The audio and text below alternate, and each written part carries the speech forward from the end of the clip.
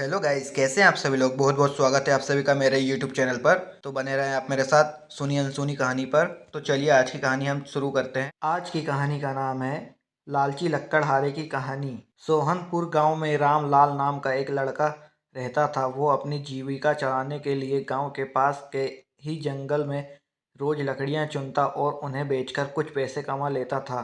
इसी तरह उसका गुजारा चल रहा था। कुछ दिनों के बाद रामलाल की शादी हो गई। उसकी पत्नी बड़ी खर्चीली थी, इसलिए अब उतनी लकड़ियों को बेचकर घर चलाना मुश्किल हो गया था। ऊपर से रामलाल की पत्नी कभी नए कपड़े खरीदने के लिए तो कभी किसी दूसरी चीज़ों के लिए रामलाल से बार बार पैसे मांगती थी। अगर पैसे ना मिले तो रूठ जाती थी। रामलाल अपनी पत्नी से बहुत प्यार करता था, इसलिए उसकी नाराज़गी वो बर्दाश्त नहीं कर पाता था। रामलाल ने ठान लिया कि वो अब ज्यादा लकड़ियां इकट्ठा करके बेचेगा ताकि उसकी पत्नी को रोज रोज पैसों की कमी ना हो। पत्नी की इच्छा पूरी करने के लिए आज रामलाल घने जंगल तक चला गया और बहुत सारी लकड़ियां चुनकर बाजार में बेच दी। ज्यादा लकड़ियों के ज्यादा पैसे मिले तो खुश होकर रामलाल ने सारे पैसे अपनी पत्नी को दे दिए। अब रोज रामलाल ऐसा ही करने लगा। देखते ही देखते उसके मन में लालच इतना बढ़ गया कि उसने धीरे धीरे पेड़ काटना भी शुरू कर दिया। पेड़ काटने से और ज़्यादा लकड़ियां हो जाती थी और उससे अधिक दाम मिलने लगे।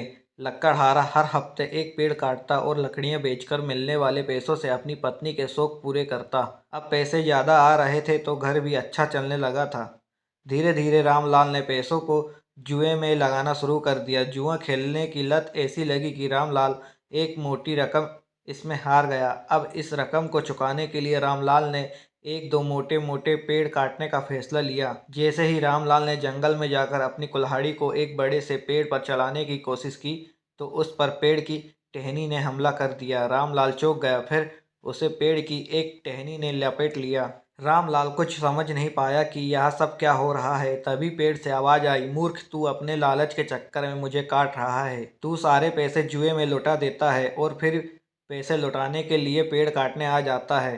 तुझे पता है कि पेड़ कितने कीमती होते हैं। हमारे अंदर भी जान बसती है और हम तुम इंसानों को जीने के लिए हवा धूप में छाया और भूख को शांत करने के लिए फल देते हैं, लेकिन तू अपने स्वार्थ के लिए हमें ही काट रहा है।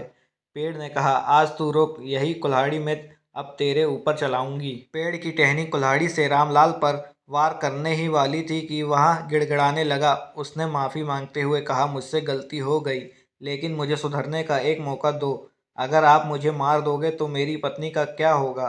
वो अकेली पड़ जाएगी। आज से मैं किसी पेड़ को नहीं काटूंगा, यहाँ प्रण लेता हूँ। यह सब सुनकर पेड़ को रामलाल के ऊपर दया आ गई। उसने रामलाल को छोड़ दिया। छूटते ही रामलाल भागकर अपने घर गया और पैसों के लालच में ना आने का संकल्प लिया। कहानी की सीख, लालच में आकर पर्यावरण के साथ खिलवाड़ नहीं करना चाहिए। हमें ऑक्सीजन पेड़ से ही मिलती है, इन्हें काटकर हम खुद अपने जीवन में संकट को ला रहे हैं।